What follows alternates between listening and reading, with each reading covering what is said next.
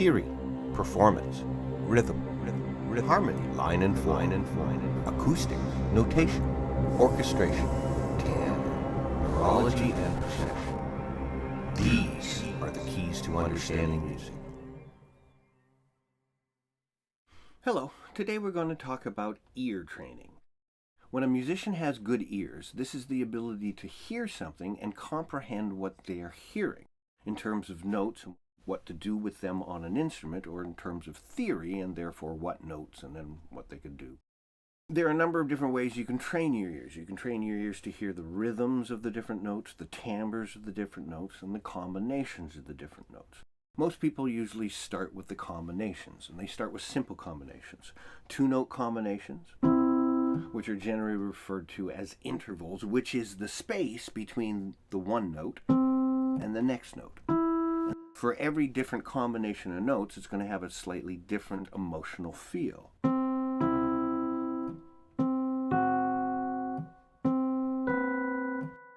And so what we do is we take those different sounds one by one, and we learn a list, some kind of a list, to represent those sounds in terms that we understand. We memorize the sound and what we have learned, and then when we hear them later, we can recite them back. This is usually facilitated with a set of ear training tests. I have a playlist of ear training tests. A number of people have ear training tests. There are different programs you can buy, and if you study privately with a teacher, you'll do this one-on-one. And the process is they play a sound, you try to figure out what it is, you say what you think it is, and then you find out if you're either right or wrong. And then over an amount of time, you learn these intervals, and then you go on to more complicated ones until you finally know all 12, which are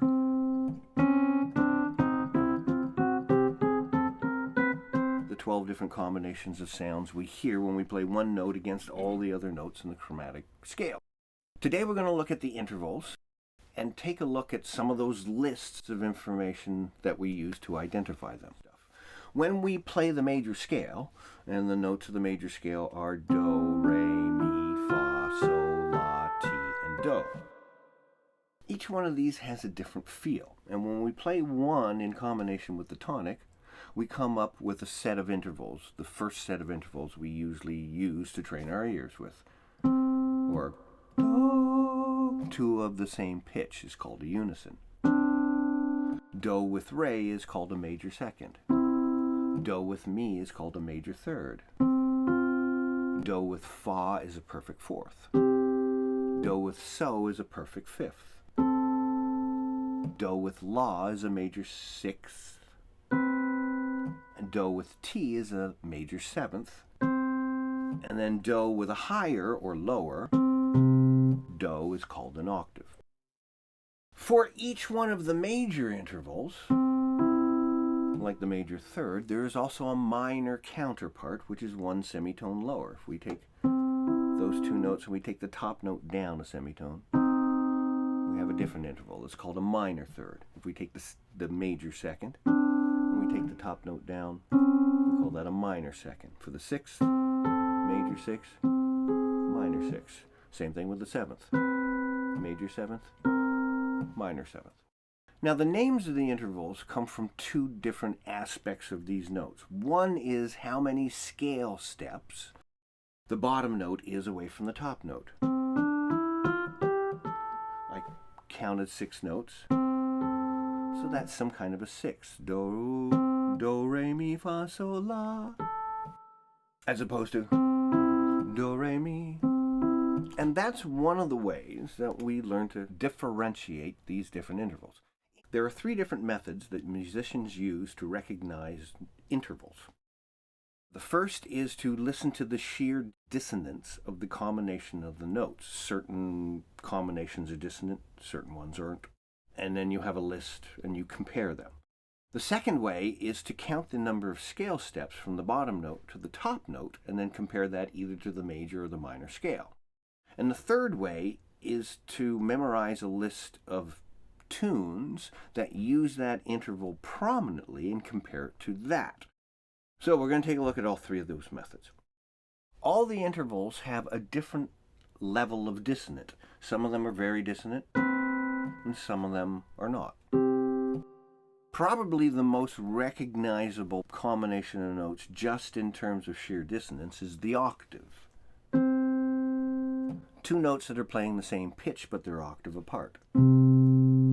At first, you might not even recognize that they're two different notes. When you hear them melodically, then you notice, oh, there's a lower one and a higher one. The inversion of that is the unison, and on the piano, you can't really play two pitches on the same note. You can only play that pitch in one way. I could sing one note. So a unison, on a piano, you can't play a unison. You could do that with two different instruments, or certain instruments you can play the note in two different ways, then that would be a unison. Those two are probably the most recognizable just in terms of sheer sound. The next most recognizable, I believe, is the minor second. Two notes that are a semitone apart.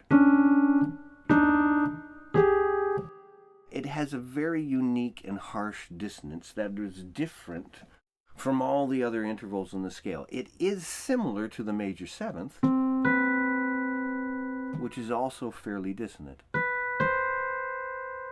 and has a similar level of dissonance. However, the minor second is a very small interval, and the major seventh is a very large interval. The next most recognizable in terms of sheer sound are probably the perfect intervals in between. The perfect fifth and the perfect fourth. They're very open. They do not have a feeling of happy or sad. However, the two of them can be confused with each other because that's the perfect fifth. If I take that bottom note and put it up the octave, we have a perfect fourth. And those two intervals do sound similar. If we base them on the same note, you notice that the fifth is a little larger than the fourth. Probably the next interval that is the most recognizable in terms of sheer dissonance is the tritone, what we call the augmented fourth, which is a fourth, a semitone higher, or a diminished fifth. Take a perfect fifth and you make it one semitone smaller, that becomes a diminished fifth. It has an ambiguous sound, which needs to resolve, which is different than the major seventh, which is much brighter, and the minor second.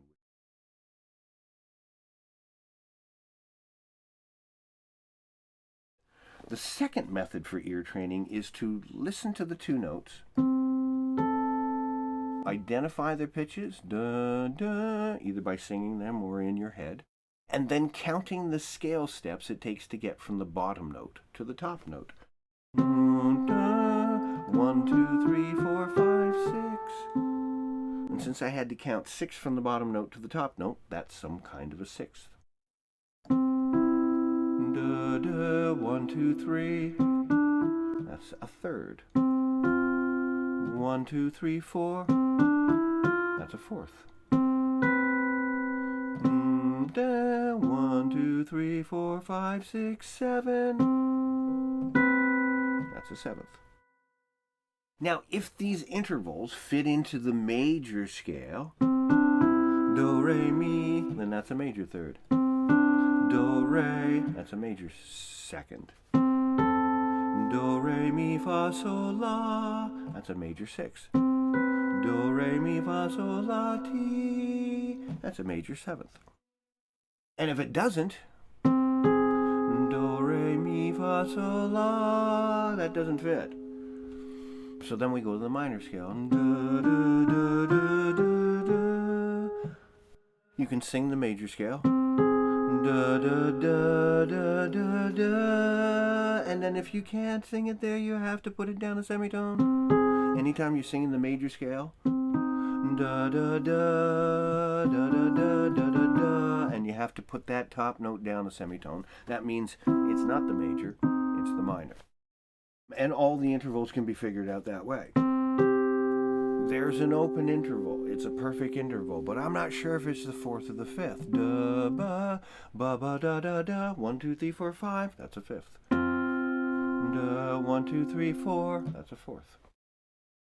The third method is kind of one removed from music, and therefore is not a very good method to use. However, most people find it very helpful, at least at first, to memorize these sounds in terms of a tune that uses these sounds. For the octave, the usual song is Somewhere Over the Rainbow. If you hear, you can sing somewhere, somewhere, then that's the perfect octave. And every one of the intervals has a particular tune associated with it, with the exception of maybe the major seventh. I guess that's the only one that's a hard one to do. There are tunes that use that interval prominently. I can't think of one off the top of my mind other than an Alice Cooper song. Oh, my toys are broken. I'm just a... For me, I hear that as the outer two notes of a major 7 chord. Or I also hear the dissonance wanting to go up to the octave. For all the other intervals, there are a set of standard tunes. For the second, the one I use, well, there's two ways of looking at this, actually. If you hear the notes together, tune Chopsticks. So the first two notes of that tune is a major second. Melodically, I think of the dancing frog from the Looney Tunes cartoon. Hello, my honey. First two notes of that particular tune. For the minor second, it depends on if it's harmonic or melodic. If I hear the two notes together, I think of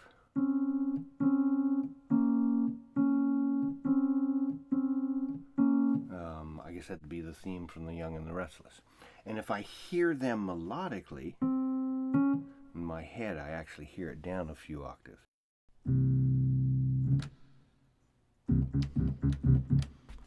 And that, of course, is the shark theme from the movie Jaws. For the thirds, my present tune is You Can't Always Get What You Want. It's the first and third notes of Polly Wolly Doodle All Day. That was the tune I used to use as a kid. Those outer two notes is a major third. One semitone smaller, the minor third.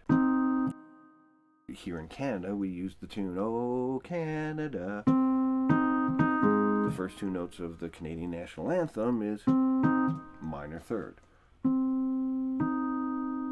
The standard tune is da, na, na, na, the first two notes of that melody. Perfect fourth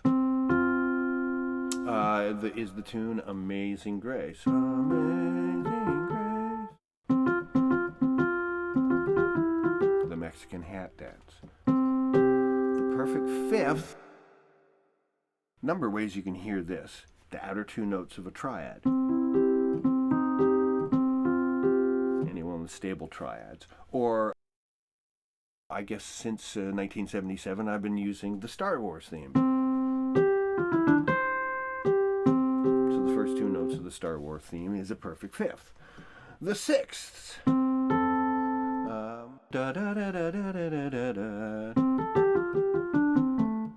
And for the minor six, my tune is theme from Love Story.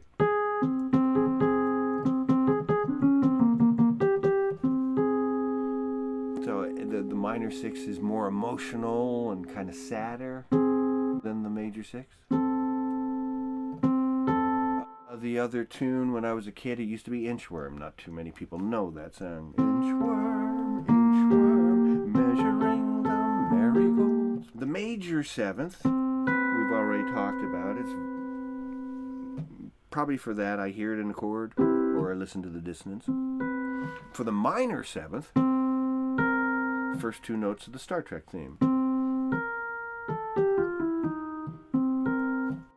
And then what a musician does is they memorize one, two, or all three of those lists. Either the list of which intervals are dissonant, which ones are consonant, what their range is.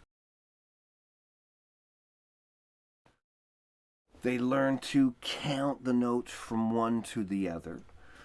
And then they also sometimes use a list of tunes that are associated with those particular pitches. And quite frequently you use tune combination. That's an open sound right off the top, so I know it's a perfect interval. Now which one? Now I'm going to use my scale steps to figure that out. That's a complicated thing. That is some kind of major minor interval. It's fairly big, so it's probably going to be a sixth or a seventh. How many notes does it take to get to the bottom of the top? Or what tune does that associate with? That's my Star Trek tune. Or do, re, mi, fa, sol, la, ti, on, ti.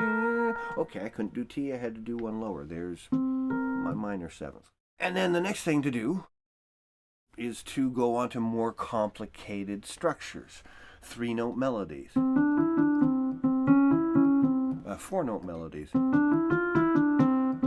Well, melodies that involve 4 notes.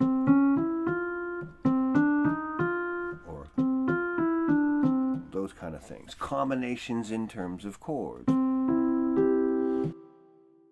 And 4-part chords, 5-part chords, in different voicings. Then we start looking at inversions of these different things. And then once you're halfway into that, you usually start studying rhythmic structures so that you can hear a rhythm and understand what that is. And then we also start looking at the instruments and try to memorize which instruments have which timbres. And over a process of many years, by studying all 3 of these things and training your ears over time, then you can listen to a passage and go, okay, some people can listen to a passage and be able to play the melody exactly. Some people can listen to a passage and play the chords as they go along. Some people are good enough to listen to a passage and write it out as it's happening. And the ability to do that will happen from training your ears a little bit every day, 5 minutes a day, every day for several months, and then you notice, oh, I'm recognizing all sorts of things. Then usually people will try to learn tunes, so they'll listen to recordings and try to figure out what they're playing note for note, and that's a process of ear training as well. And then by learning how to record things and mixing things, and so you're listening and scrutinizing the timbres. This is too bright, this is too dark. That's another form of training your ears. And so over a process of years, by learning to do different things, write, record, play, and then doing all the basics that's behind them, sooner or later you too can have good ears. Hope this was helpful. See you soon.